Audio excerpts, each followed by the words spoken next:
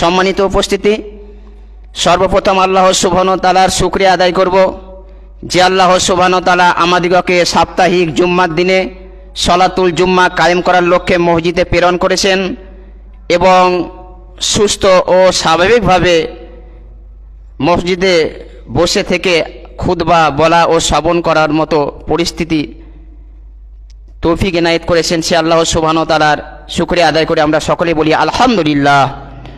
অতঃপর দরুদ ও সালাম বিবর্ষিত হোক সারা দুজাহানের নবী, ইসলাম ধর্মের সর্বশ্রেষ্ঠ সর্বোৎকৃষ্ট শিক্ষক, সারা মানব জাতির হেদায়েতের পথপ্রদর্শক নবী মুহাম্মদ রাসূলুল্লাহ, যে নবীর মহত্ব বর্ণনা করতে গিয়ে আল্লাহ সুবহানাহু ওয়া তাআলা তিনার প্রশংসা সার্টিফিকেট দিয়ে কোরআন মাজিদের 68 নম্বর সূরাটির নাম সূরা কালামের 4 নম্বর আয়াতে আল্লাহ সুবহানাহু ওয়া তাআলা বলেন, ইন্নাকা লাআলা খুলুকিল আযীম। আমাদের নবীকে বলছেন, হে নবী, আপনি হচ্ছেন মহান মর্গে, আপনার চরিত্র হচ্ছে মহান মর্গে উন্নত, আপনি হচ্ছেন সর্বশ্রেষ্ঠ সর্বোৎকৃষ্ট চরিত্রের অধিকার। তিনি আরো বলেন, আল্লাহ সুবহানাহু ওয়া তাআলা আরো বলেন, লাকাদ কানা লাকুম ফি রাসূলিল্লাহি উসওয়াতুন হাসানা। আমাদেরকে আল্লাহ তাআলা বলছেন, তোমাদের জন্য উত্তম আদর্শ হচ্ছে তোমার নবীর আখলাক চরিত্রই। সে নবীর উপর শতকোটি দরুদ ও সালাম বিবর্ষিত হোক। সকলেই বলেন আল্লাহুম্মা আমিন, আল্লাহুম্মা সাল্লি আলা, আল্লাহুম্মা বারিক আলা। সম্মানীয় উপস্থিতি, আজ জুম্মার খুতবায় সংক্ষিপ্ত টাইমে পূর্ব নির্ধারিত বিষয় সেটা হচ্ছে যে কিয়ামতের বিচার ব্যবস্থা। এ প্রসঙ্গে এক সংক্ষিপ্ত তত্ত্ববহুল বিবরণের চেষ্টা করব ইনশাআল্লাহুল আজিজ। মনে রাখবেন, মানুষ যেদিন মৃত্যুবরণ করবে, মানুষের মৃত্যুবরণ করার পর তাকে কতগুলি কঠিন জায়গার সম্মুখীন হতে হয়। তার প্রথম স্টেপ হচ্ছে কবর, দ্বিতীয় স্টেপ হচ্ছে কিয়ামত, তৃতীয় স্টেপ হচ্ছে জাহান্নাম। কবর যত বেশি কঠিন, কিয়ামতের মাঠ তার থেকে অনেক অনেক অনেক বেশি কঠিন। আবার কিয়ামতের মাঠ যত বেশি কঠিন, জাহান্নাম তার থেকে অনেক অনেক অনেক বেশি কঠিন। আল্লাহ তাআলা এজন্যই কোরআন মাজিদের 9 নম্বর সূরাটির নাম সূরা তওবার 101 নম্বর আয়াতে আল্লাহ সুবহানাহু ওয়া তাআলা বলেন, সানুআজিবুহু মাররাতাইন সুম্মা ইউরাদ্দুনা ইলা আযাবিন আলিম। আল্লাহ তাআলা বলছেন যে আমি তাকে বারবার শাস্তি দেব, বারবার শাস্তি দিয়ে এক কঠিনতম শাস্তির মুখে আমি সম্মুখীন করাবো। কঠিনতম শাস্তি তো রয়েছে, শাস্তির মানে বোঝা যাচ্ছে যে মানুষের যখন মারা যায়, মরণের সময় তাকে একটা শাস্তি পেতে হয়, কবরে এক প্রকার শাস্তি হয়, কিয়ামতের ময়দানে শাস্তি হবে। তাহলে আল্লাহ সুবহানাহু ওয়া তাআলা অত্র আয়াতে বোঝাতে চাইছেন যে আমি তাকে বারবার শাস্তি দিয়ে একটা কঠিনতম শাস্তির দিকে তাকে আমি সম্মুখীন করব। তাহলে কঠিনতম শাস্তি হচ্ছে জাহান্নাম। কঠিনতম শাস্তিটা এখানে হচ্ছে জাহান্নাম। এ ব্যাপারে আল্লাহ সুবহানাহু ওয়া তাআলা মনে রাখবেন, তিনি কোন ব্যক্তিকে, তার কোন বান্দাকে এমনি এমনি জাহান্নামে দিবেন না, কি এমনি এমনি জান্নাতে দিবেন না। আগে তাকে অপরাধী প্রমাণ করাবেন। অপরাধী আপনি আমি যে অপরাধী এটা প্রমাণ করিয়ে আল্লাহ সুবহানাহু ওয়া তাআলা তারপর তাকে জাহান্নামে দিবেন। বিচারের মাঠে 4টি পদ্ধতিতে, কিয়ামতের ময়দানে বিচার ব্যবস্থায় 4টি পদ্ধতিতে আপনাকে আমাকে অপরাধী প্রমাণ করানো হবে। তার প্রথম পদ্ধতিটা হচ্ছে আল্লাহ সুবহানাহু ওয়া তাআলা কোরআন মাজিদের 36 নম্বর সূরাটির নাম সূরা ইয়াসিনের 65 নম্বর আয়াতে আল্লাহ সুবহানাহু ওয়া তাআলা বলছেন, আল ইয়াউমা নাকতিমু আলা আফওয়াহিহিম ওয়া তুকাল্লিমুনা আইদিহিম ওয়া তাশহাদু আরজুলাহুম বিমা কানু ইয়াকসিবুন। আল্লাহ তাআলা বলছেন, আমি ওই অপরাধীদের মুখে আমি সিলমোহর লাগিয়ে দেব বিচারের মাঠে, কিয়ামতের ময়দানে। আমি যখন বিচার শুরু করব, বিচার ব্যবস্থা কিয়ামতের ময়দানে যে বিচার ব্যবস্থা শুরু হবে, সে মুহূর্তে আমি তাদের আগে মুখে সিলমোহর লাগিয়ে দেব। তাদের হাত, কথা বলবে হাত আর সাক্ষী দিবে পা। কথা বলবে হাত, সাক্ষী দিবে পা। হাত বলবে আমার মাধ্যমে তুমি সুদের অঙ্ক কষেছো, হাত বলবে আমার মাধ্যমে তুমি জেনার সহযোগিতা নিয়েছো, হাত বলবে আমার মাধ্যমে তুমি হারাম জিনিস ভক্ষণ করেছো, হাত বলবে আমার মাধ্যমে তুমি লোককে বিনা কারণে থাপ্পড় মেরেছো। এইভাবে হাত একবার পর এক বলতেই আছে, টপ টপ টপ টপ করে কথা বলবে হাত। আর পা তখন বলবে হাত তুমি যা বলেছ একবারে ঠিক বলেছ, আমি তার সাক্ষী রয়েছি। বোঝা যাচ্ছে এক পর্যায়ে আল্লাহ সুবহানাহু ওয়া তাআলা মুখকে সেলাই করে দিবেন, আর হাত কথা বলবে, পা সাক্ষী দেবে। আবার আল্লাহ তাআলা সূরা নূরের 24 নম্বর আয়াতে আল্লাহ সুবহানাহু ওয়া তাআলা আরো বলছেন, ইয়াউমা তাসআদু আলাইহিম আলসিনাতুহুম ওয়া তাসআদু আরজুলুহুম বিমা কানু ইয়ামালুন।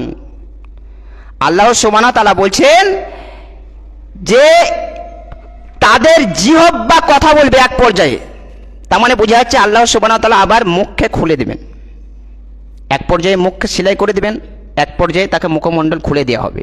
তাদের জিহ্বা কথা বলবে, তাদের চক্ষু কথা বলবে, তাদের কান কথা বলবে, শরীরের প্রত্যেকটা অঙ্গ প্রত্যঙ্গ কথা বলবে, কথা বলতেই থাকবে, বলতেই থাকবে।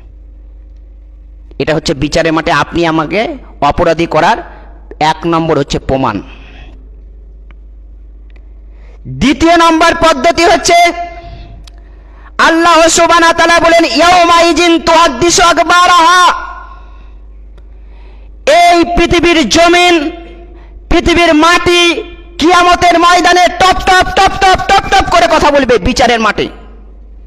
যে মাটিতে দাঁড়িয়ে আপনি যা কিছু কর্ম করেছেন, ওইখানকার মাটি দাঁড়িয়ে ওইখানকার মাটি কিয়ামতের ময়দানে কথা বলবে, টপ টপ টপ টপ করে কথা বলবে। কোন অফিসে বসে অন্যায় জিনিস করেছেন সেটাও কথা বলবে, সেখানকার সাক্ষী সব কিছু সে মাটি ধরে রাখছে। কি দিয়ে বুঝাবো আপনাকে আমি মাটি কত বিপদে, মাটি কত ভয়াবহ জিনিস, এটা বুঝাতে অক্ষম। কিয়ামতের ময়দানে প্রত্যেকটা জিনিস এটা কিন্তু টপ টপ টপ টপ করে কথা বলতে থাকবে। যে মাটিতে দাঁড়িয়ে, যেখানকার মাটিতে দাঁড়িয়ে আপনি যা কিছু অন্যায় বেন্যায় করেছে সেখানকার মাটি কথা বলবে। যে জায়গা দাঁড়িয়ে মানুষ বিভিন্ন অন্যায় কাজ করে, ভাবে গোপনে চুরি করছে, যে কেউ দেখে না, যে মাটি যে সাক্ষী, যে কত বড় বিপদ। গোপনে জেনা করছে, বলছে কেউ দেখে না, মাটি যে সাক্ষী। এটা কিন্তু জানা আছে। এই যে সব কিছু কথা বলবে, জীবনে আপনি যত রকম যা কিছু করেছেন অন্যায় বেন্যায় সব এর সাক্ষী। এটা হচ্ছে দ্বিতীয় প্রকার পদ্ধতি। 3 নম্বর পদ্ধতিটা হচ্ছে আল্লাহ সুবহানাহু ওয়া তাআলা আপনাকে আমাকে প্রত্যেককে পাপের খাতাটা ধরিয়ে দিবেন, আমলনামাটা ধরিয়ে দিয়ে বলবে, দেখো তো তুমি তোমার পাপকে চিনতে পারছো নাকি, দেখো তো তুমি তোমার পাপকে কি চিনতে পারছো। তখন আপনি খাতাটা দেখে বলবেন, মালি হাজাল কিতাব লা ইয়াগদিরু সাগীরাতা ওয়ালা কাবীরা। কোরআন মাজিদের সূরা কাহাফের 49 নম্বর আয়াত। আল্লাহ সুবহানাহু ওয়া তাআলা বলছেন যে আমি তাকে যখন আমল নামাটা দিয়ে দেব, দিয়া মাত্রই সব কিছু মনে পড়ে যাবে। আরে এই সে পাপ তো আমারই পাপ, সে খাতাতে সব কিছু লেখা থাকবে।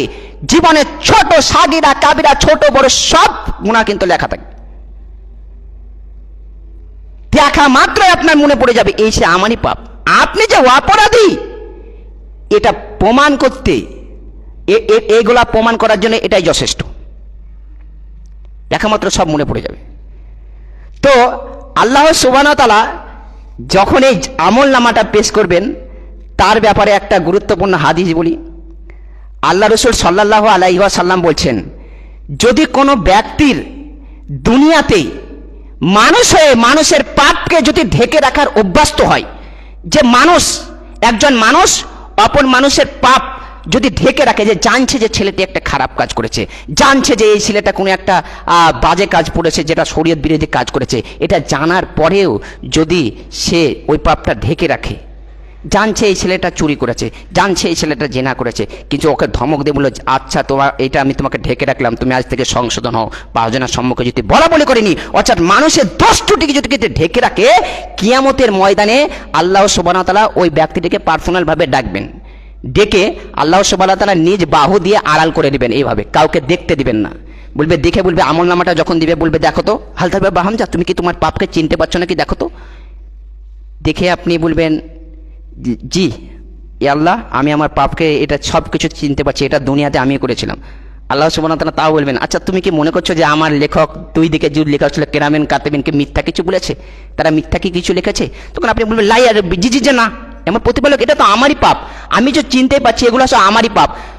তখন আল্লাহ সুবহানাহু ওয়া তাআলা বলবেন, শোনো, তুমি দুনিয়াতে মানুষ হয়ে মানুষের পাপকে ঢেকে রেখেছিলে, তুমি দুনিয়াতে যদি মানুষ হয়ে মানুষের পাপকে ঢেকে রাখতে পারো, তোমার একটা ভালো গুণ ছিল, তুমি মানুষে মানুষের পাপকে ঢেকে রেখেছিলে, তাহলে আমি আল্লাহকে বিচারের মাঠে তোমার পাপকে ঢেকে দিতে পারি না? যাও, তোমারও পাপ আমি ঢেকে দিলাম, যাও তুমি জান্নাতে চলে যাও। সুবহানাল্লাহ হবে। যদিও এই প্রসঙ্গটা চলে এলো, এটা হচ্ছে উত্তম জিনিস, একজন মানুষ অপর মানুষের পাপগুলোকে ঢেকে রাখা, গীবত বদনাম না করা, অ্যাকচুয়ালি চুগলখুরি করে না বেড়া, অভ্যস্ত হতে হবে। তাহলে 3 প্রকার পদ্ধতি আপনাকে আমি প্রমাণ করলাম যে আমল নামা দেওয়া থাকবে, সেখানে প্রত্যেকটা কথা আপনার লেখা থাকবে। 4 নম্বর পদ্ধতি হচ্ছে, আবু হুরায়রা রাদিয়াল্লাহু তাআলা আনহু বলেন, রাসূল সাল্লাল্লাহু আলাইহি ওয়াসাল্লাম বলেছেন, লাইসা বাইনাহু ওয়া বাইনাহু তারজামান, বিচারের মাঠে প্রত্যেকটা ব্যক্তির সাথে আল্লাহ সুবহানাহু ওয়া তাআলা কথা বলবেন, সেখানে কোনো দুভাষী থাকবে না, সেখানে কোনো আড়াল অন্তরা থাকবে না, বিচারের মাঠে প্রত্যেকটা ব্যক্তির সাথে আল্লাহ সুবহানাহু ওয়া তাআলা কথা বলবেন। সুম্মা ইয়ানজুর আইমানা মিনহুম, তখন সে তার ডান দিকে লক্ষ্য করবে, ফাইয়ারা মা কাদ্দামা মিন আমালিহি, জীবনের যা কিছু করেছে ভালো মন্দ সব কিছু সে টপ টপ টপ টপ করে দেখতে পাবে। সুম্মা ইয়ানজুর আসমানা মিনহুম, সে তার বাম দিকে লক্ষ্য করবে, ফাইয়ারা মা কাদ্দামা মিন আমালিহি, জীবনের যা কিছু করেছে ভালো মন্দ সব কিছু দেখতে পাবে। যেভাবে মোবাইলে সিসি ক্যামেরায়, একটা সিসি ক্যামেরা আপনি বাড়িতে ঝুলিয়ে রেখে দেন, 24 ঘন্টার ভিতরে যা কিছু হবে সবকিছু ওই ক্যামেরা চালু করে দেন, অন করে দেন, দেখবেন সবকিছু আপনি দেখতে পাবেন। এটাই প্রতিনিয়ত দেখা যাচ্ছে। এই সিসি ক্যামেরা, এই মোবাইল মানুষের তৈরি, এটাও ভুল হতে পারে, কিন্তু আল্লাহর তৈরি এ জমিনে কোনো সময় ভুল বলতে পারে না। সবকিছু যে দেখতে পাবেন কিয়ামতের ময়দানে, এটা হাদিস দিয়ে প্রমাণ হলো। আয়াত কি? সূরা জিলজালা 99 নম্বর সূরা 7-8। আল্লাহ বলছে, ফামাইয়ামাল মিসকালা জাররাতিন খায়রান ইয়ারা, কেউ যদি দুনিয়াতে অনুপরিমাণে সৎ কাজ করে, কেউ যদি দুনিয়াতে অনুপরিমাণে ভালো কাজ করে, কিয়ামতের ময়দানে সে সেটা দেখতে পাবে। ওয়ামাইয়ামাল মিসকালা জাররাতিন শাররান ইয়ারা, কেউ যদি বিচারের মাঠে দুনিয়াতে যদি কেউ অনুপরিমাণে যদি অসৎ কাজ করে, তাহলে সে কিয়ামতের ময়দানে সে দেখতে পাবে, সব কিছু দেখতে পাবে। আর কিছু কি বাকি থাকবে যে অপরাধী প্রমাণ করার জন্য? নিজেই তো দেখতে পাবেন, আরে এই সে আমারই পাপ। এই 4টা পদ্ধতিকে একজন মানুষকে অপরাধী আগে আল্লাহ সুবহানাহু ওয়া তাআলা প্রমাণ করাবেন, তাকে সচক্ষে দেখাবেন, তবে এই ফলাফল হবে তার জাহান্নাম কি জান্নাত। বিচারের মাঠে শেষ ফলাফল জান্নাত জাহান্নাম। তবে কিয়ামতের ময়দানে এই ফলাফলগুলো, এই পরীক্ষার পদ্ধতিগুলো চলবে। আর সেই মুহূর্তে মনে রাখবেন, তখন মুখ সামনে থাকবে আল্লাহ, মুখের কাছে মুখের কাছে থাকবে আল্লাহ, সামনে থাকবে জাহান্নাম। সেই মুহূর্তে আল্লাহ সুবহানাহু ওয়া তাআলা প্রত্যেকটা ব্যক্তিকে 5টা প্রশ্ন করবেন কিয়ামতের ময়দানে। যতক্ষণ পর্যন্ত এই 5টা প্রশ্নের উত্তর না দিতে পেরেছে, এক পা তাকে নড়তে দেওয়া হবে না, এক পা তাকে নড়তে দেওয়া হবে না। আগে এই 5টা প্রশ্নের উত্তর তাকে দিতেই হবে। তার প্রথম নম্বরে হচ্ছে পুরো জীবনকালটাকে বুঝিয়ে দিতে হবে। জীবনকালটা আপনি কোন কাজে ব্যয় করেছেন। আল্লাহ সুবহানাহু ওয়া তাআলা বলবেন যে তোমাকে আমি 60 বছর, 70 বছর, 80 বছর, 100 বছর যে আমি হায়াত দান করেছি, তুমি কোন কাজে ব্যয় করেছো। দ্বিতীয় নম্বরে আপনাকে যেটা বুঝাতে হবে, যৌবনকালটা, অ্যাডোলেশন, যৌবনকালটাকে আপনাকে স্পেশালভাবে বুঝিয়ে দিতে হবে। কারণ রাসূল সাল্লাল্লাহু আলাইহি ওয়াসাল্লাম বলছে যৌবনের ইবাদতটা হচ্ছে শ্রেষ্ঠতম ইবাদত। এই বয়সে মানুষ অনেক অশ্লীল কাজ করে ফেলে, এটাও একটা জীবনের অংশ, এটা বুঝিয়ে দিতে হবে। 3 নম্বরে যেটা আপনাকে কোন পদ্ধতিতে আপনি আয় করেছেন সেটা বুঝিয়ে দিতে হবে কিয়ামতের ময়দানে। কোন পদ্ধতি আপনি আয় করেছেন। যে মানুষ বর্তমান যুগে যে টাকা পয়সা ইনকাম করছে ঠিক আছে, কিন্তু দেখছে না যে এই টাকাটা আমার কাছে এলো কোন পদ্ধতিতে, হালাল আমার পক্ষে না হারাম, এটা বিবেচনাই করে না। যদি তারা এটা ভাবতো তাহলে তারা এত হারামের সাথে তারা সম্পর্ক রাখতো না। যেখানে আপনি তাকান না কেন, যেখানে আপনি তাকান না কেন, সেই স্কুলের প্রিন্সিপাল থেকে শুরু করে, স্কুলের হেডমাস্টার থেকে শুরু করে, মাদ্রাসাতেও ঢুকে গেছে। মাদ্রাসায় যত রকমের যত যা রয়েছে, এখানেও দুর্নীতি ঢুকে গেছে। এখানেও দেখেন মানুষের ঠিক নাই। যেখানে আপনি দেখেন যে কাজে দায়িত্ব পালন করছে, যে কাজে দায়িত্ব পালন করছে, সমাজের মরল থেকে শুরু করে, মেম্বার থেকে শুরু করে, এমএলএ থেকে শুরু করে, এমপি থেকে শুরু করে, ডিসি থেকে শুরু করে, এসি থেকে শুরু করে, সবাই দেখেন ভুল, কেউ ঠিক নাই। পাবেন না যে এটা রাসূলের কথা বুঝছে। কিয়ামতের পূর্বে একটা জামানা আসবে, যে জামানায় মানুষ এটা দেখবে না যে এটা হারাম আমার পক্ষে না হালাল। কিয়ামতের মাঠ বড় কঠিন, কিয়ামতের মাঠ বড় কঠিন। সে মাঠে একদিন হবে সমান 50,000 বছর। এমনি এমনি ছেড়ে দেওয়া হবে না জনাব, এমনি এমনি ছেড়ে দেওয়া হবে না। আজকে আপনার শরীরে যদি হারাম রক্ত প্রবাহিত হয়, ও দেহ জান্নাতে যাবে না, ও দেহ জান্নাতে যাবে না, ও দেহ জান্নাতে যাবে না। অসম্ভব। কেউ যদি কারো সামান্য পরিমাণে গরিব এতিমের মাল যদি ভক্ষণ করে, যদি মানে আপনার আমানতে যদি খিয়ানত করে, গরিব এতিমের মাল যদি ভক্ষণ করে, কিয়ামতে সূরা নিসার 10 নম্বর আয়াতে আল্লাহ সুবহানাহু ওয়া তাআলা বলছেন, ওই পরিমাণ আগুন সে বিশেষিত পেটে ঢুকিয়ে নিল, খুব শীঘ্রই তার জ্বলবে, খুব শীঘ্রই সেটা জ্বলবে, সেটা সে দেখতে পাবে। সুতরাং প্রত্যেক ব্যক্তিকে প্রতিনিয়ত জরুরি ভিত্তিতে তাকে হালাল রুজি ভক্ষণ করতে হবে। হালাল রুজি ভক্ষণ করা হচ্ছে ইবাদতের মূল। 4 নম্বরে কিয়ামতের ময়দানে যেটা আপনাকে জিজ্ঞেস করা হবে, আপনি কোন পদ্ধতিটা এটা ব্যয় করেছেন, টাকা পয়সা যে ইনকাম করলেন কোন পদ্ধতিতে ব্যয় করেছেন। আমরা অনেক সময় আলতু ফালতু খরচ করে দিই, ঠিক আছে, কিন্তু ফকির মিসকিন যদি আমাদেরকে 2-5 টাকা চায়, আমরা তাকে খেকিয়ে ধমকিয়ে তাড়িয়ে দিই, ধমক দিয়ে তাড়িয়ে দিই। এরকম পরিস্থিতি হয়। কি দেখাতে চাইছেন আপনি? প্রত্যেকটা জিনিসের যে হিসাব লাগবে, মালের হিসাব যে লাগবে, যার মাল যত তার হিসাব তত, যার মাল কাম তার হিসাব। এই জন্য রাসূল বলছেন, ধনী ব্যক্তির 500 বছর আগে গরিব জান্নাতে যাবে। ও মাল নিয়ে নিজেই বিপদে পড়েছে। 5 নম্বরে যেটা বোঝাতে হবে, 5 নম্বরে যেটা বোঝাতে আপনাকে বিদ্যা বোঝাতে হবে, কতটুকু আপনি ইলম অর্জন করেছেন, সেই ইলম অনুপাতে কতটুকু আপনি আমল করেছেন, জাতিকে কতটুকু জানিয়ে গেছেন, এই বিদ্যা বোঝাতে হবে। এই 5টা প্রশ্নের অ্যান্সার প্রত্যেকটা ব্যক্তিকে কিয়ামতের ময়দানে বিচার ব্যবস্থায় সেটাকে বোঝাতে হবে। না তো আল্লাহ এক পা নড়তে দেবে না, তাকে এক পা তাকে নড়তে দেওয়া হবে না। এর নাম কিয়ামতের মাঠ। কিয়ামতের মাঠ বড় কঠিন, কিয়ামতের মাঠ খুব ক্রিটিক্যাল প্লেস। কি দিয়ে বোঝাবো আপনাকে আমি? একটা দিন হবে 50,000 বছরের সমতুল্য।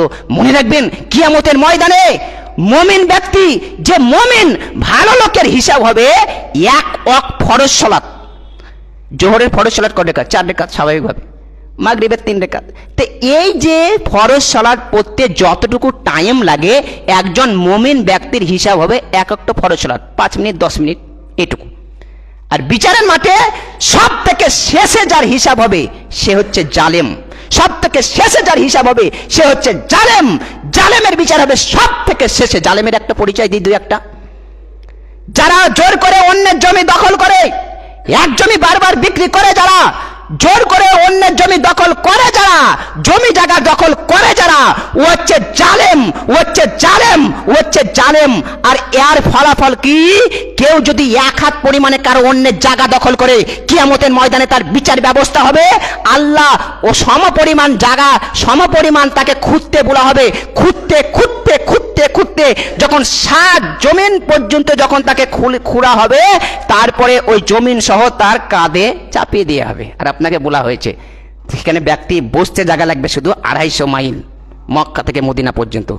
এইরকম ব্যক্তি হবে, তার কাঁধে চাপিয়ে দেবে, গোটা ময়দান ঘুরে হবে। বলিনি, একদিন মানে 50,000 বছর, 2 দিন চললে 1 লক্ষ, 3 দিন চললে 1.5 লক্ষ, কত দিন চলবে আল্লাহ ভালো জানছেন। তবে একদিন মানে 50,000, ওকে এমনি এমনি ছেড়ে দেওয়া হবে না। ও জানে না জোর করে কারো জায়গা দখল করার ফলাফল কি কিয়ামতের ময়দানে। তার প্রত্যেকটা কারণ হবে অন্ধকার। পিটিয়ে তাকে এটা করতে বলা হবে, ফেরেশতাদের মাধ্যমে করতে বলা হবে। এর নাম বিচারের মাঠ, এর নাম কিয়ামতের ময়দান। জালেম কারা? যারা জাকাত আদায় করে না, যারা ও নিজের মাল নিয়ে নিজেই বিপদে পড়েছে, মানে মালের যারা জাকাত আদায় করে না তাদের কিয়ামতের ময়দানে হিসাব ব্যবস্থা কি হবে? তাদের আল্লাহ রাসূল সাল্লাল্লাহু আলাইহি ওয়াসাল্লাম বলছেন, কেউ যদি স্বর্ণের জাকাত আদায় না করে তাহলে কিয়ামতের ময়দানে তাকে লোহার পাত দিয়ে, জাহান্নামের আগুন দিয়ে লোহার পাত দিয়ে গলিয়ে গরম করে তার পিঠে কোমরে দাগ দেওয়া হবে।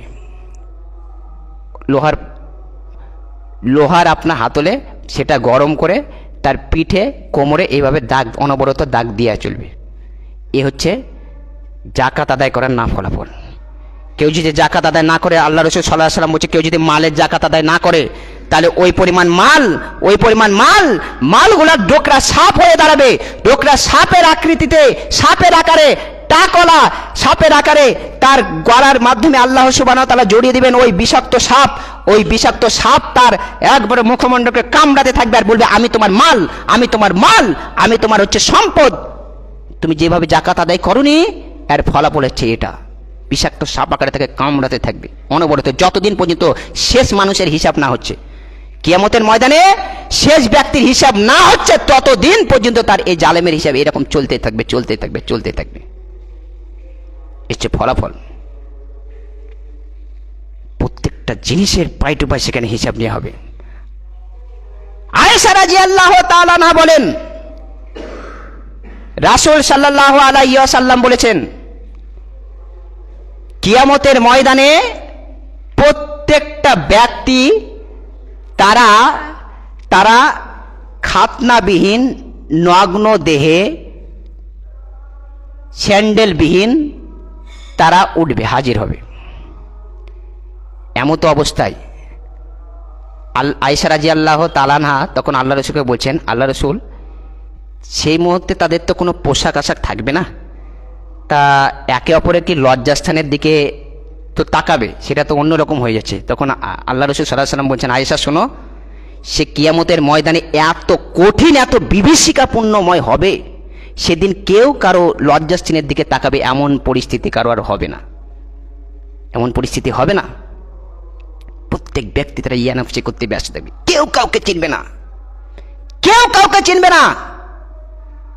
আয়েশা রাদিয়াল্লাহু তাআলা না একদিন ঘরের ভিতরে তিনি খুব কান্নাকাটি করছেন। কান্নাকাটি করার সময় তিনি এমতো অবস্থায় আল্লাহ রাসূল ঘরের মধ্যে প্রবেশ করলেন। ঘরের মধ্যে প্রবেশ করে আল্লাহ রাসূল আয়েশাকে বলছেন, আয়েশা লিমা তাবকি, তুমি কাঁদছো কেন গো? তখন আয়েশা রাদিয়াল্লাহু তাআলা না আল্লাহ রাসূলকে বলছেন যে আমি জাহান্নামের স্মরণে ভয়ে কাঁদছি। তখন আল্লাহ রাসূলকে জিজ্ঞেস করছেন, আল্লাহ রাসূল, হাল তাজকুরুনা আহলাকুম ইয়াউমাল কিয়ামা, বিচারের মাঠে কিয়ামতের ময়দানে যখন বিচার ব্যবস্থা চলবে সেই মুহূর্তে কি কোনো মানুষ তার কোনো মানুষকে স্মরণ করতে পারবে? তার কোনো স্ত্রী, ছেলে মেয়ে, আহাল পরিবারকে স্মরণ করতে পারবে? তখন আয়েশা রাদিয়াল্লাহু তাআলা আনহাকে আল্লাহ রাসূল বলছেন, আয়েশা শোনো, সালাসাতুল ময়াতিন লা ইয়াজকুম আহাদুন আহাদান, বিচারের মাঠে কিয়ামতের ময়দানে তিনটি কঠিন জায়গা আছে, যে তিনটি জায়গাতে কেউ কাউকে স্মরণ করতে পারবে না। তার এক নম্বর হচ্ছে ইন্দাল মিজান, মিজানে যখন নেকির পাল্লা পাপের পাল্লা ওজন করা হবে, প্রত্যেক ব্যক্তিটি মিজানের দিকে তাকিয়ে থাকবে যে তার নেকির পাল্লা ভারী হচ্ছে না পাপের পাল্লা ভারী হচ্ছে, নেকির পাল্লা ভারী হচ্ছে না পাপের পাল্লা ভারী হচ্ছে। এমন তো অবস্থায় আয়েশা কোনো মানুষ তার কোনো আহাল পরিবারকে স্মরণ করতে পারবে না। দ্বিতীয় নম্বর ওয়াইন্দা সিরাত, জাহান্নামের উপরে একটা রাস্তা থাকবে, সেটা আপনারা শুনেছেন, পুল সিরাত, চুলের মতো সূক্ষ্ম রাস্তা, যে রাস্তায় যার যেমন নেকি, কেউ চলমান গতিতে, কেউ বিদ্যুৎ গতিতে, কেউ স্বাভাবিক গতিতে চলতে থাকবে আয়েশা। আর জাহান্নামের দুই দিকে থাকবে বাকালি লোহার হাতল, জাহান্নামের দুই দিকে থাকবে বাকালি লোহার হাতল থাকবে, আর থাকবে দুই দিকে থাকবে জাহান্নামের আগুন উৎপজিত হবে। আর সেই অবস্থা প্রত্যেক ব্যক্তি যার যেমন নেকি সেই অনুপাতে সেখানে চলতে থাকবে আয়েশা। এরকম মুহূর্তে কোনো মানুষ তার কোনো মানুষ বাহাল পরিবারকে স্মরণ করতে থাকবে না। 3 নাম্বার হচ্ছে ইকরা কিতাবাত, আল্লাহ রাসূল সাল্লাল্লাহু আলাইহি ওয়াসাল্লাম বলছেন, যখন প্রত্যেক ব্যক্তিকে যে পাপের খাতাটা দেওয়া হবে, প্রত্যেক ব্যক্তি তখন নিজ নিজ পাপের খাতা দেখবে যে আমার যার আমলনামাটা ডান হাতে হবে সে হবে সফল, যার আমলনামাটা বাম হাতে চলে যাবে সে হবে বিফল। এমন তো অবস্থায় কোনো মানুষকে স্মরণ করতে পারবে না। এই অবস্থায় প্রত্যেক ব্যক্তি বলবে আমার কি হবে। এই জন্যই সূরা আবাসার শেষ আয়াতের দিকে দেখেন, আল্লাহ সুবহানাহু ওয়া তাআলা বলেন, ইয়াউমা ইয়াফুরুল মারউ মিন আখিহি, বিচারের মাঠে প্রত্যেক ব্যক্তি তার ভাই হতে পালিয়ে যাবে, ওয়া উম্মিহি, তার মা হতে পালাবে, ওয়া আবিহি, তার বাপ হতে পালাবে, সাহিবাতিহি, তার স্ত্রী হতে পালাবে, তার অবানিহি, ছেলে মেয়ে হতে পালাবে। প্রত্যেক ব্যক্তি, কেউ কাউকে চিনবে না। পরিস্থিতি এমন হবে যে ছেলে বাপকে ধরে জাহান্নামে দেবে, বাপকে জাহান্নামে দেবে, আমাকে রক্ষা করো। পরিস্থিতি এমন হবে, কেউ কারো সেখানে পরিচয় থাকবে না, কেউ কারো পরিচয় থাকবে না। এত কঠিন ক্রিটিক্যাল প্লেস হবে, এত কঠিন ক্রিটিক্যাল প্লেস হবে কিয়ামতের ময়দান, কেউ কাউকে চিনবে না। আর সেই মুহূর্তে প্রত্যেক ব্যক্তি আমার কি হবে, আমার কি হবে, ইয়ানাফসি, আমার কি হবে, এর আল্লাহ সুবহানাহু ওয়া তাআলা আমার কি হবে। এখন আপনাকে আমি যেটা বুঝাতে চাইছি, এই কিয়ামতের ময়দানে এই যে কঠিন প্লেসটা হবে, আর আপনি যদি আপনার ফ্যামিলিকে যদি ঠিকঠাক না কন্ট্রোল করতে পারেন, আপনার দায়ুষের পরিচয় দেন, কালকে আপনাকে নিয়ে তারা জাহান্নামে যে প্রবেশ করবে। সুতরাং ফ্যামিলিকে আগে আপনাকে কন্ট্রোল করতে হবে। আপনার যেভাবে দায়িত্ব রয়েছে সে দায়িত্ব আপনাকে পুঙ্খানুপুঙ্খানুভাবে পালন করতে হবে। আপনার ছেলে মেয়ের বয়স 7 বছর হয়ে গেছে, যদি নামাজ সলাৎ যদি এখনো না আদায় করে, ওর জরুরি জিম্মেদারি আপনাকে করাতে হবে, দায়ী হতে হবে আপনাকে। আপনার স্ত্রী মেয়ে যদি বেপরদায়ী হয়ে চলে, জরুরি ভিত্তিতে থেকে পর্দা করার কথা বলতে হবে, যদি না করে তাহলে দায়ী হতে হবে আপনাকে কিয়ামতের ময়দানে। খুব ক্রিটিক্যাল প্লেস। আল্লাহ সুবহানাহু ওয়া তাআলা বলেন, ওয়ানাসরুহুম ইয়াউমাল কিয়ামাতি আলা উজুহিহিম উমওয়া ওয়া বুকমা সুম্মান।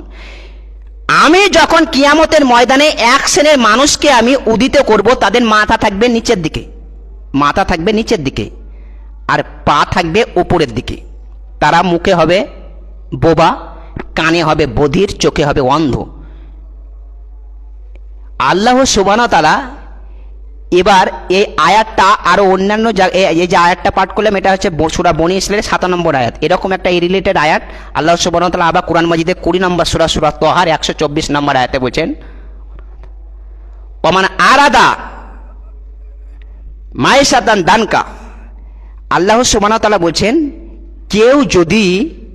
কেউ যদি আমার আয়াতকে অস্বীকার করে, দুনিয়াতে অস্বীকার করে, ওয়ানাসরুহুম ইয়াউমাল কিয়ামাতি আমা, তাহলে আমি তাকে অন্ধ করে তুলব। কালা রব্বি, তখন তারা বলবে, এ আমার প্রতিপালক, লিমা হাসাত্তানি আমা, আমি তো দুনিয়াতে অন্ধ ছিলাম না। ওই অপরাধীরা বলবে, যারা আল্লাহর নিদর্শনকে আয়াতকে ভুলে গিয়েছে দুনিয়াতে, যারা জানছে কিন্তু মেনে চলেনি, ওই সকল ব্যক্তিকে আল্লাহ সুবহানাহু ওয়া তাআলা বলেছে, আমি তাকে কিয়ামতের ময়দানে অন্ধ করে উঠাবো। তাদের মাথা থাকবে উপরের দিকে, এই মাথা থাকবে নিচের দিকে, পা থাকবে উপরের দিকে, কানে হবে বোবা, চোখে হবে অন্ধ। আর এমন তো অবস্থায় আমি যখন তাকে বলবো, তারা যখন আমাকে বলবে, হে আমার প্রতিপালক, আমরা তো চক্ষুওয়ালা ছিলাম দুনিয়াতে, আমার কেন চক্ষু নাই? কাযালিকা নাফআলু বিল মুজরিমিন। তখন আল্লাহ সুবহানাহু ওয়া তাআলা বলবেন, যেহেতু তুমি আমার আয়াতকে অস্বীকার করেছিলে, ভুলে গিয়েছিলে, তাই আমিও তোমার চক্ষু দিতে ভুলে গেছি। একটি পরিস্থিতি। এ ব্যাপারে রাসূল সাল্লাল্লাহু আলাইহি সাল্লাম বলছেন যে আল্লাহ দুনিয়াতে পায়ের মাধ্যমে হাঁটাতে পারেন, যে আল্লাহ মানুষকে পায়ের মাধ্যমে হাঁটাতে পারেন, সে আল্লাহ মাথার মাধ্যমে তাকে হাঁটাতে পারেন। উল্টো দিকে চলবে, কি ভয়াবহ পরিস্থিতি হবে। আর সেই শ্রেণীর ব্যক্তিকে কিয়ামতের ময়দানে ইয়াউমা উদাউনা ইলা নারে জাহান্নাম দা, সেই অপরাধীদেরকে ধাক্কাতে একবারে জাহান্নামের কাছে নিয়ে এসে আল্লাহ সুবহানাহু ওয়া তাআলা বলবেন, হাজিহি নারুল্লাতি কুনতুম বিহা তুকাজ্জিবুন। আরে এই সেই জাহান্নাম, যে জাহান্নামকে তোমরা অস্বীকার করেছিলে, এই সেই বিচারের মাঠ, এই সেই জাহান্নাম। আমার নবীর কথা, যদি নবী আমার তোমাদেরকে কোনো কথা বলতো, নবী ছিল জাদুঘর আর নবীর কথাগুলো ছিল জাদু, তোমরা এই হিসেবে উড়িয়ে দিয়েছিল। এটাকে কি জাদু বলে মনে হয়? আফাসিরুম হাজা, এটা কি জাদু বলে মনে হয় তোমাদেরকে? না, দেখতে পাচ্ছেন না? ইসলাহা ফাজবিরু, যাও প্রবেশ করো। তোমরা এখানে ধৈর্য ধারণ করলে বাকি, না করলে বাকি, তোমাদের জন্য জাহান্নামে যাচ্ছে, তোমাদের জাহান্নামে প্রবেশ করতে হবে। সুতরাং আপনি কিয়ামতের ময়দানকে বিশেষ করে আপনি ভয় করুন, কবরকে ভয় করুন, জাহান্নামকে ভয় করুন। মনে রাখবেন, বিচারের মাঠে প্রত্যেকটা পাপের বিভিন্ন রকম শাস্তি রয়েছে। তার কয়েকটা ইঙ্গিত আপনাকে দিই। রাসূল সাল্লাল্লাহু আলাইহি সাল্লাম বলছেন, দুনিয়াতে যদি কোনো ব্যক্তি ছবি মূর্তিকে তৈরি করে, তাহলে এর বিচারের মাঠে এর ফলাফল কি? যত মূর্তি সে দুনিয়াতে তৈরি করবে, ছবি মূর্তিকে যদি মূল্যায়ন করে, কেউ যদি 100টা রবীন্দ্রনাথের মূর্তি, পাথরের মূর্তি তৈরি করে, যদি 1000টা যদি সে নেতাজির মূর্তি তৈরি করে, তাহলে কিয়ামতের ময়দানে ওই সকল মূর্তিগুলাকে আল্লাহ সুবহানাহু ওয়া তাআলা হাজির করবেন। আর মূর্তিগুলাকে হাজির করে মূর্তিদাতাকে বলবেন, পিটাতে থাকবেন, নিজ হাত দ্বারা থেকে পিটাতেই থাকিয়ে বলবেন যে তুমি যেমন তো দুনিয়াতে বাহাদুরি করে মূর্তি তৈরি করেছে, এবার আত্মা লাগা দেখি। শেষ মুহূর্ত পর্যন্ত ব্যক্তিটি যখন কোনো মতে আর আত্মা লাগাতে পারবে না, সব মূর্তিগুলার ভিতরে আল্লাহ সুবহানাহু ওয়া তাআলা আত্মা দিয়ে দিবেন। এবার আত্মা যদি দিয়ে দেয়, তাহলে কেউ যদি 100টা রবীন্দ্রনাথ, দুনিয়াতে যদি 100টা পাথরকে রবীন্দ্রনাথের মূর্তি তৈরি করে, তাহলে এখন কটা রবীন্দ্রনাথ হলো? 100টা রবীন্দ্রনাথ।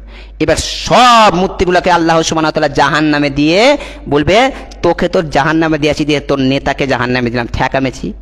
সহিহ বুখারীর কিতাবুত তাওহীদ 880 পৃষ্ঠার হাদিস। আল্লাহ রাসূল বলেছেন, কিয়ামতের ময়দানে সব থেকে কঠিন শাস্তি যার হবে, যে ছবি মূর্তিকে মূল্যায়ন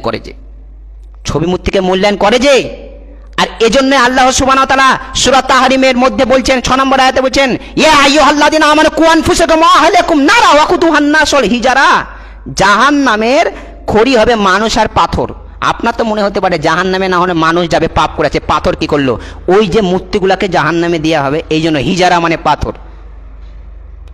আর আপনাকে আমি যেটা বোঝাতে চাইছি, আপনার বাড়িতে ছবি টাঙিয়ে রাখবেন না, কোনো মূর্তি টাঙিয়ে রাখবেন না, ছিঁড়ে ফেলুন। আপনি তওবা করে ফিরে আসেন। এটা সবথেকে বড় পাপ, শিরক। সিরিয়ালের প্রথম মহাপাপ শিরক। আর ছবি মূর্তিকে মূল্যায়ন করে যে, এটা হচ্ছে শিরকের সবথেকে বড় হচ্ছে লক্ষণ। ছিঁড়ে ফেলুন। কোনো মূর্তি রাখবেন না ঘরের ভিতরে, কোনো কিছু রাখবেন না। আপনি সর্বদা আপনার সেখানে কোনো নেতা নেত্রীর ছবি রাখবেন না, সেখানে কোনো মৃত পিতামাতার নামের ছবি রাখবেন না। নেক্সট সন্তান পিতামাতার পরিচয় দিয়ে কুসন্তানের পরিচয়। নেক্সট সন্তান কারা? ওইভাবে ছবি না টাঙিয়ে পিতামাতার জন্য দোয়া করে যারা, কোনো কিছু রাখবেন না। সেগুলো রহমতের ফেরেশতা প্রবেশ করতে পারে না, অসম্ভব। সুতরাং এটা আপনি মনে রাখবেন। কিয়ামতের ময়দানে রাসূল সাল্লাল্লাহু আলাইহি ওয়াসাল্লাম বলছেন, কোন ব্যক্তিকে দেখা যাবে যে তাকে আগুনের দুটো জিভ লাগিয়ে দেওয়া হয়েছে বিচারের মাঠে, আগুনের জিভ দ্বারা কথা বলা হবে। কোন শ্রেণীর ব্যক্তিকে? যারা দুনিয়াতে চুগলখড়ি করে বেড়ায়, যারা এর কথায় একে লাগায়, যারা। রাসূল সাল্লাল্লাহু আলাইহি ওয়াসাল্লাম বলছেন, আল্লাহ সুবহানাহু তখন ওই ব্যক্তিকে বলবেন যে তোমার দুনিয়াতে যেহেতু দুমুখ ছিলে, তাই তোমার কিয়ামতের ময়দানে বিচারের মাঠেও দুটো জিভ লাগিয়ে দিল, এবার কথা বলো। আগুনের দুটো তাদের জিভ হবে।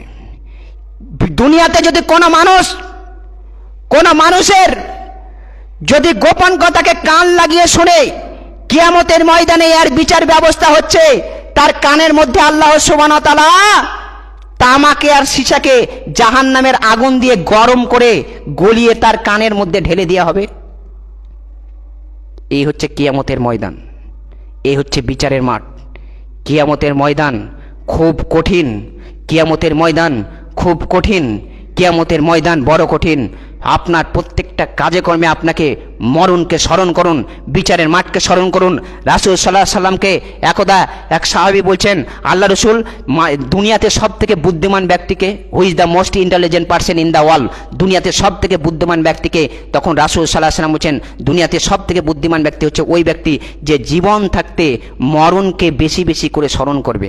প্রত্যেকটা পাপ কাজ করার আগে সে স্মরণ করবে যে আমাকে তো একদিন মৃত্যুবরণ করতে হবে, মৃত্যু আমার হবেই। এইটা স্মরণ করে যে ওই পাপ থেকে যে ওই পাপ থেকে যে সরে আসবে, সে হচ্ছে দুনিয়াতে সব থেকে বুদ্ধিমান ব্যক্তি। প্রত্যেকটা কাজে কর্মে আপনাকে পরিচয় দিতে হবে, রাসূলের আদর্শ মেনে চলতে হবে। কিয়ামতের ময়দানে মনে রাখবেন, বিচারের মাঠে আল্লাহ রাসূল সাল্লাল্লাহু আলাইহি ওয়াসাল্লাম বলছেন, সে ময়দানে সূর্য যখন থাকবে এক হাতের উপরে, কথা মিথ্যা, 1 মাইলের উপরে যখন সূর্য থাকবে, রাসূল সাল্লাল্লাহু আলাইহি ওয়াসাল্লাম বলছেন সূর্যের তাপ এত হবে যে কোন ব্যক্তির ঘাম হবে টাকনো পর্যন্ত, কোন ব্যক্তির ঘাম হবে হাঁটু পর্যন্ত, কোন ব্যক্তির ঘাম হবে কোমর পর্যন্ত, কোন ব্যক্তির ঘাম হবে বুক পর্যন্ত। কেউ আবার নিজের ঘামে নিজে হাবুডুবু খেতে থাকবে, নিজের ঘামে নিজে হাবুডুবু খেতে থাকবে। স্বাভাবিকভাবে আপনি একটু বিশ্লেষণ করেন, এরকম পরিস্থিতিতে কি করে টিকবেন আপনি? সূর্য থেকে পৃথিবীর দূরত্ব ভূগোল বলছে 15 কোটি কিলোমিটার দূর। যখন আমাদের মে, জুন, জুলাই মাস আছে, কিরকম পরিস্থিতি হয়েছিল? যে 48 ডিগ্রি টেম্পারেচার অবধি গিয়েছিল। দিল্লিতে তো দেখা যাচ্ছে সেখানে 50 পার, টিকে থাকাই কঠিন। তাহলে এই মুহূর্তে যদি এরকম পরিস্থিতি হয়, যখন সূর্য থাকবে 1 মাইল উপরে, পরিস্থিতি কি হবে আপনি ভাবেন, পরিস্থিতি কি হবে? এর নাম হচ্ছে বিচারের মাঠ, এর নাম হচ্ছে কিয়ামতের ময়দান। প্রত্যেকটা ব্যক্তিকে সেখানে কিন্তু পুঙ্খানুপুঙ্খানুভাবে সেখানে কিছু হিসাব দিতে হবে। কারো কাছে অনপরিমাণে জুলুম করা হবে না। কিয়ামতের ময়দানে আরো এক প্রকার বিচার ব্যবস্থা কি দেখবেন, দেখেন আপনি একটু, আপনাকে ডিটেলসে বলি। রাসূল সাল্লাল্লাহু আলাইহি ওয়াসাল্লামকে একদা এক সাহাবী জিজ্ঞেস করছেন, আল্লাহ রসুল বলছেন, মানে সাহাবীগণ আছেন, তখন আল্লাহ রসুল সাহাবীদের সম্মুখে বলছে, ওরে আমার সঙ্গী সাথী, তোমরা কি বলতে পারো দুনিয়ার মধ্যে সব থেকে গরিব ব্যক্তি কি আছে, গরিব ব্যক্তিকে? তখন রাসূল সাল্লাল্লাহু আলাইহি ওয়াসাল্লামকে সাহাবীগণ বলছেন, আল্লাহ রসুল দুনিয়ার মধ্যে তো সব থেকে গরিব ব্যক্তি ওই যার দুনিয়াতে জমি জায়গা কিছু টাকা পয়সা কিছু ছিল না, সেই তো গরিব ব্যক্তি। তখন রাসূল সাল্লাল্লাহু আলাইহি ওয়াসাল্লাম বলছেন, তোমাদের অ্যান্সারটা ঠিক হলো না। শোনো, আমার উম্মতের সঙ্গী সাথী অনেক নেকি নিয়ে হাজির হবে। তারা সলাত আদায় করেছে, দান করেছে, জাকাত দিয়েছে, আপনার সিয়াম পালন করেছে, সার্বিক ইবাদত তারা করে যখন অনেক নেকি নিয়ে হাজির হবে, নেকির পাহাড় নিয়ে হাজির হবে, ইতিমধ্যে কিয়ামতের ময়দানে আল্লাহ সুবহানাহু ওয়া তাআলাকে তার একটা ব্যক্তি তার বাপের হাতটা ধরে এসে বলবে, আল্লাহ এই ছিল আমার বাপ, যে আমার বড় ভাইকে জমি লিখে দিয়েছে, আমাকে দেয়নি। এবার কি হবে? এই তো কিয়ামতের ময়দানে বিচার ফয়সালা, যেখানে কারো চেয়ে অনুপরিমাণে জুলুম কারো উপর করা হবে না। কি হবে এরকম পরিস্থিতিতে? তাহলে বিচারের মাঠে কি টাকা পয়সা জমি জায়গা থাকবে কি? তাই বড় ছেলের কাছ থেকে জমি নিয়ে ছোট ছেলেকে দেওয়া যাবে? তা তো যাবে না। ইতিমধ্যে একজন লোক এসে বলবে, আল্লাহ, এই লোকটা কাছে আমি যখন দুধ কিনতে যেতাম, প্রত্যেক দুধে মানে 1 লিটার দুধে 50 টাকা দাম ছিল, 50 টাকায় নিত, কিন্তু তার সাথে আবার অর্ধেকটা পানিও মিশিয়ে বিক্রি করেছে। এবার কি হবে? ও ভাবছে কেউ দেখে না, কেউ বুঝে না, আরে মাটি যে কত বড় বিপদে, এটাই যে সাক্ষী। এটা কি বোকা মানুষের পরিচয় হলো না? এর নাম কিয়ামতের মাঠ, এর নাম বিচার ব্যবস্থা, এটার নামই হচ্ছে আল্লাহ তখন 7 জমিন আসমানকে ডান হাতে ধরে নিয়ে বলবেন। কোরআন মাজিদের 82 নম্বর সূরা ইনফিতারে 19 নম্বর আয়াত, আল্লাহ 7 জমিন আসমানকে ডান হাতে ধরে বলবেন, আল ইয়াউমা লা তামলিকু নাফসুন লিনাফসিন শাইআ ওয়া লা আমরু ইয়াউমাইযিন লিল্লাহ। আজ কোন মানুষের কেউ কারো কোনো উপকার করতে পারবে না। আইনাল জাব্বার, আইনাল মুতাকাব্বির, কোথায় স্বৈরাচারী, স্বেচ্ছাচারী, অহংকারী, বদমেজাজিরা কোথায়? আনা মালিকুল আমলাক, আজ আমি মহাধিরাজ, বিচার আমি করব। আজ আমি দুনিয়াতে প্রতিদিন বিচার করতাম না, দুনিয়াতে আমি কোনোদিন বিচার করিনি, আজ বিচারের মাঠদান, বিচার আজকেই শুরু করব আমি। সেই দিন বোঝা যাবে এর ফল কি। সেদিন আর বেঁচে দেরিতে নাই, এর ফলাফল কি সেই দিন বোঝা যাবে। আপনি যে বুদ্ধিমানের পরিচয় দিয়ে দাড়িতে ওজনে কম দিচ্ছেন, মাংস কিনতে যেতে দাড়িটাকে এমনভাবে ক্যারেটি করে রেখেছে, প্রত্যেক দাড়িতে 50 গ্রাম 100 গ্রাম করে 200 গ্রাম কম ওজন করে দেখে বাড়িতে এসে কম। এর কি হবে? নেকি দিয়ে বুঝিয়ে দিতে হবে, নেকি দিয়ে। আর হচ্ছে নেকি দিয়ে বুঝিয়ে হচ্ছে, জালেমের পরিচয় দিয়ে না। কোনো ব্যক্তি দুনিয়াতে কোনো মানুষকে বিনা কারণে যদি কারো মান সম্মানের হানি করে, হক নষ্ট করে, কিয়ামতের ময়দানে তাকে নেকি দিয়ে বুঝিয়ে দিতে হবে। মনে রাখবেন, মানুষের সাথে জড়িত পাপ গুনাহ আল্লাহ নিজে ক্ষমা করবেন। আল্লাহ বলছেন, ইন্নী হারামতু জুলমা আলাইহা, হাদিসে কুরসি। আল্লাহ বলছেন, আমি আমার উপর অত্যাচার হারাম করেছি। তুমি মানুষের হক, মানুষের মান সম্মান নষ্ট করবে আর আমার কাছে তুমি ক্ষমা চাইবে, এটা হতে পারে না, অসম্ভব। তুমি যার হক নষ্ট করেছো তার কাছে যাও, ক্ষমা এটা তার কাছে নাও। আল্লাহর সাথে জড়িত পাপ আল্লাহ ক্ষমা করে দিতেই পারে, কিন্তু মানুষের সাথে যে কত মানুষ যে আটকা পড়ে যাবে বিচারের কাঠগড়া হবে দুটি। একটা হচ্ছে আল্লাহর সাথে জড়িত পাপ, মানুষের সাথে জড়িত পাপ যে খুব কঠিন, এটা আপনাকে কি দিয়ে বুঝাবো আমি। তাহলে প্রত্যেকটা ব্যক্তিকে কিন্তু এইগুলা মানুষ যা দেওয়া হবে দুনিয়াতে, আর হবে পাওনাদার। আর যত আপনি নেকি করলেন না কেন, সব নেকি দিতে হবে। আপনি নিজের খেয়ে দিয়ে ইবাদত করছেন আর অন্যকে নেকি দিয়ে দিবেন, এটা বোকা মানুষের পরিচয় হলো না। কোনো ব্যক্তিকে আপনার একজনের নামে বদনাম গীবত চলছে, একজন ব্যক্তি বলছে, আপনি সেখানে যেয়ে যদি বললেন ঠিক বলেছো, সমান পাপী, ইয়া তওবা করলে মাপ নাই। যতক্ষণ মানুষের হাত ধরে না ক্ষমা চাইবেন, কারণ এই পাপ মানুষের পাপ, এই পাপটা হচ্ছে মানুষের সাথে জড়িত পাপ। কিয়ামতের ময়দানে আটকা পড়ে যাবেন। আমি আপনাকে যেটা I will humble requested to you, আমি আপনাকে গভীরভাবে, বিনম্রভাবে, আন্তরিকভাবে যেটা অনুরোধ জানাচ্ছি, মানুষের সাথে যে পাপ জড়িত, মানুষের হক নষ্ট করা, এই মানুষের সাথে জড়িত পাপগুলো থেকে আপনি বেঁচে থাকুন। নিজেকে সেফ রাখুন, কারণ আল্লাহ সুবহানাহু ওয়া তাআলার অনেক দয়া, তার সাথে যেগুলো পাপ রয়েছে সেগুলো তিনি ক্ষমা করে দিতেই পারেন। কিন্তু এটা যে হবে না, এটা যে খুব কঠিন। কিয়ামতের ময়দান, বিচারের মাঠ খুব কঠিন। আর সেই মাঠে মনে রাখবেন, আল্লাহ সুবহানাহু ওয়া তাআলা 100টা দয়ার মধ্যে 99টা দয়া তিনি নিজের কাছে রেখে দিয়েছেন, আর একটা দয়া দুনিয়াতে পাঠিয়েছেন। একটা দয়ার মাধ্যমে মা বাবা তার ছেলেকে আদর করে, গাভী তার বাচ্চাকে আদর করে, মুরগি তার বাচ্চাদেরকে পাখনার মাধ্যমে ঢেকে রাখে। এগুলো আল্লাহর একটা দয়া দিয়ে। আর 99টা দয়া আল্লাহ নিজের কাছে রেখে দিয়েছেন। এই নিজের কাছে রেখে দিয়েছেন 99টা দয়া তার বান্দাদের ক্ষমা করবে বলে। কিন্তু মানুষের সাথে যে পাপ, সেটা যে ক্ষমা হবে না, সে পাপ তো আর ক্ষমা হবে না। কিয়ামতের ময়দান খুব কঠিন। সম্মানীয় উপস্থিতি, সময় খুব অতিবাহিত হয়েছে, আমি বেশি বাড়াচ্ছি না। আমি আপনাকে যেটা বোঝাতে চাইছি যে বিচারের মাঠ খুব কঠিন। আর আপনি দুনিয়াতে সবসময় মরণকে আপনি স্মরণ করেন, যে পাপগুলা থেকে আপনি পাপগুলা থেকে আপনি বেরিয়ে আসুন, সঠিকভাবে আপনি সলাত আদায় করুন, আপনার মানুষের সাথে সম্পর্কটা ব্যবহার ভালো রাখুন, এবং পরকালকে আপনি বেশি বেশি করে স্মরণ করুন। আল্লাহ সুবহানাহু ওয়া তাআলা সকলকে সঠিক বোঝার এবং সঠিক মেনে চলার তৌফিক দান করুন। এ হালে আলামিন রব্বুল আলামিন মাওলা, আমরা জেনে না জেনে অনেক পাপ করে ফেলেছি। রব্বুল আলামিন, তুমি আমাদের ভুল ভ্রান্তিগুলোকে ক্ষমা করো। রব্বুল আলামিন, তুমি প্রত্যেক ব্যক্তিকে 5 ওয়াক্ত সালাত আদায় করার তৌফিক দান করো। ইয়া রব্বুল আলামিন, তুমি এই মসজিদকে কিয়ামত পর্যন্ত কবুল করো। প্রত্যেকটা ব্যক্তিকে তুমি তোমার তাকওয়া, আল্লাহ ভীতিটা বাড়িয়ে দাও। রব্বুল আলামিন মাওলা, আমাদের মধ্যে যারা মারা গেছে, তুমি তাদের কবরের শাস্তি বন্ধ করে জান্নাতুল ফিরদাউস দান করো। আমাদের মধ্যে যারা অসুস্থ, তুমি তাদের সুস্থ দান করো। সকলে বলুন আল্লাহুম্মা আমিন। ওমা আলাইনা ইল্লাল বালাগ। আমার ভাষার মাধ্যমে যদি কেউ কোনো আঘাত পেয়ে থাকেন, নিজের ছোট্ট ছেলেকে ভাই হিসেবে ক্ষমা করে দেবেন। আল্লাহুম্মা সাল্লি আলা মুহাম্মাদ ওয়া আলি মুহাম্মাদ কামা সাল্লাইতা আলা ইব্রাহিমা ওয়া আলা ইব্রাহিমা ইন্নাকা হামিদুম মাজিদ। আল্লাহুম্মা বারিক আলা মুহাম্মাদ ওয়া আলি মুহাম্মাদ কামা বারাকতা আলা ইব্রাহিমা ওয়া আলা ইব্রাহিমা ইন্নাকা হামিদুম মাজিদ। সুবহানাকা আল্লাহুম্মা ওয়া বিহামদিকা আশহাদু আল্লা ইলাহা ইল্লা আনতা আস্তাগফিরুকা ওয়া আতুবু ইলাইহি।